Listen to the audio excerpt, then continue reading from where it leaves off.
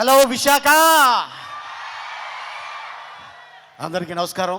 పాత్రికా మిత్రులకి, మీడియా సోదరులకి, ఇక్కడికి వచ్చిన పోలీస్ డిపార్ట్మెంట్ వారికి అందరికీ స్వాగతం, సుస్వాగతం. అలాగే ఇందాక ఈ వేదిక మీద అద్దిరిపోయే డ్యాన్స్ చేశారు. కళన్నా కళాకారులన్నా చాలా ప్రేమించే జిల్లా ఒకటి ఉందంటే అది విశాఖ జిల్లా. ఎంతోమంది కళాకారులు ఇక్కడి నుంచి వచ్చారు, డైరెక్టర్స్ వచ్చారు, మ్యూజిక్ డైరెక్టర్లు వచ్చారు. కానీ విశాఖలో ఒక వజ్రం ఉంది. ఆ వజ్రం పేరే పూరి జగన్నాథ్. నాకు హాలీవుడ్లో ర్యాంబో తెలుసు, ఇక్కడ టాలీవుడ్లో మా ర్యాపో తెలుసు. ఈ సినిమాలో తను పడిన కష్టం అట్టా ఇట్టా కాదు. సాంగ్ షూటింగ్కి వెళ్ళా ఒకరోజు చూద్దామని సెట్కి. తను నిరంతరం కష్టపడుతూనే ఉంటాడు తన ఎనర్జీతోటి. ఇక పూరి జగన్నాథ్ గారు డైలాగ్స్ తోటి, మణి శర్మ గారు మ్యూజిక్ తోటి, తన స్టెప్పులతోటి. స్టెప్ అమ్మార్ మీరు చూశారు, ఇందాక టీజర్ చూశారు. ఇది ఒక అద్భుతమైన సినిమా కాబోతుంది మా పూరి జగన్నాథ్ గారికి. మళ్ళీ పూరి ఎక్కడ తగ్గడో, కరెక్ట్గా ఒక ట్యాబ్లెట్ వేస్తాడు అంతే. ఆ ట్యాబ్లెట్ రేపు 15వ తారీఖు రెడీగా ఉంది. సో మీరందరూ రెడీగా ఉండాలని, అలాగే పూరి ఫ్యాన్స్కి, రామ్ ఫ్యాన్స్కి. ఇందాక మరి పూరి జగన్నాథ్ గారు తీసిన సినిమాలో అవ్వచ్చు, మొదటి సినిమా బద్రి, ఆ తర్వాత బ్యాక్ టు బ్యాక్ ఒక డైరెక్టర్కి ఇన్ని సినిమాలు, ఈడేట్ అవ్వచ్చు, అమ్మ నాన్న తమిళమ్మ అవ్వచ్చు, శివమణి అవ్వచ్చు, ఒక టెంపర్ అవ్వచ్చు, ఒక బిజినెస్ మ్యాన్ అవ్వచ్చు, అలాగే బుజ్జిగాడు ఫ్రమ్ చెన్నై. తర్వాత మళ్ళీ కెమెరామెన్ గంగతో రాంబాబు.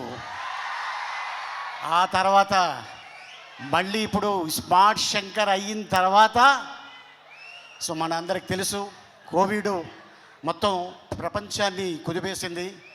ఆ టైంలో లైగర్ సినిమా ఒక అద్భుతమైన చేయాలని చెప్పేసి అనుకొని ట్రై చేశారు. ఓకే, భగవంతుడు మనకి అవకాశం ఇవ్వలేదు. ప్రతి డైరెక్టర్కి, ప్రతి హీరోకి, ప్రతి నిర్మాతకి, ప్రతి బ్యానర్కి ఒక హిట్ ఫ్లాప్ ఉంటుంది. ఏ డైరెక్టర్ అయినా, ఏ నిర్మాత అయినా ఫ్లాపు తీయాలనుకోరు, హిట్ తీయాలి అనుకుంటారు. ఎందుకంటే జనాల్ని మెప్పించాలి, హిట్ కొట్టాలి అని ఆ ఉద్దేశంతో ఒక పాయింట్ని తీసుకొని సినిమా చేయడం జరుగుతుంది. మళ్ళీ ఇప్పుడు ఈ ఆగస్టు 15th రాబోయే సినిమా డబుల్ స్మార్ట్ శంకర్. ఇక మా ర్యాపో థియేటర్కి పట్టిన తుప్పిని వదిలిపెట్టడానికి 15వ తారీఖు వస్తున్నాడు. సో మీరందరూ రెడీగా ఉండండి. అలాగే ఇక మా కావ్య క్యా కామ్ కర్ దియా, అరే రే రే రే రే రే, అమ్మాయి ఏం డ్యాన్స్ చేసిందంటే అద్భుతంగా డ్యాన్స్ చేసింది. అలాగే ఇక మా వంశీ, అలాగే మా భద్రం, మా విషు, తను కూడా చాలా కష్టపడి, అలాగే మా నిర్మాత చార్మి కౌర్ గారు అండ్ ఎంటైర్ యూనిట్ ఈ సినిమాని సక్సెస్ చేయాలని చాలా కష్టపడ్డారు. డెఫినెట్గా ఫలితం దక్కుతుందని నేను ఆశిస్తున్నాను. సో మా నమ్మకాన్ని మీరు ఒమ్ము చేయాలని నేను కోరుకుంటున్నాను. ఈ సినిమా పెద్ద హిట్ అవ్వాలని ఆ భగవంతుడిని కోరుకుంటున్నాను. ఈ అవకాశం ఇచ్చిన విశాఖ ప్రజలకి ధన్యవాదాలు. Thank you so much. Once again happy friendship day. Oh happy friendship day Ali గారు. మీకు కూడా థ్యాంక్ యూ సో మచ్. కాదు, మీరు ఆ లాస్ట్ డైలాగ్ ఏదో ఆ లాంగ్వేజ్లో ట్రై చేస్తారేమో అనుకున్నా నేను. ట్రైలర్లో వచ్చింది, రోహిణితో చెప్తున్నారే, అది ఒకసారి అదేదో భాషలో విని, దాని అర్థం ఏంటో తెలియదుగా. ఇది అర్థం ఏంటంటే, ఇది అమెజాన్ ఫారెస్ట్లో ఒక లాంగ్వేజ్ ఉంది. ఆ లాంగ్వేజ్ని కనిపెట్టి ఆ క్యారెక్టర్ని క్రియేట్ చేసింది పూరి జగన్నాథ్. ఈడియట్లో మీకు తెలుసు, బండి మీద ఎందుకు వస్తానో, ఎందుకు ఇసుకేస్తానో నాకే తెలీదు.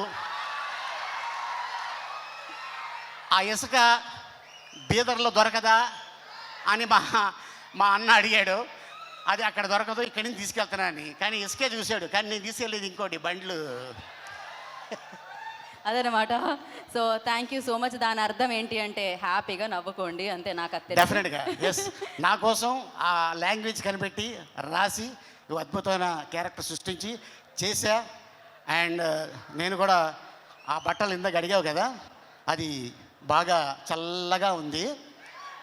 బొంబాయిలో షూటింగ్ చేసాం, అది కాయ కచోడి అన్నమాట.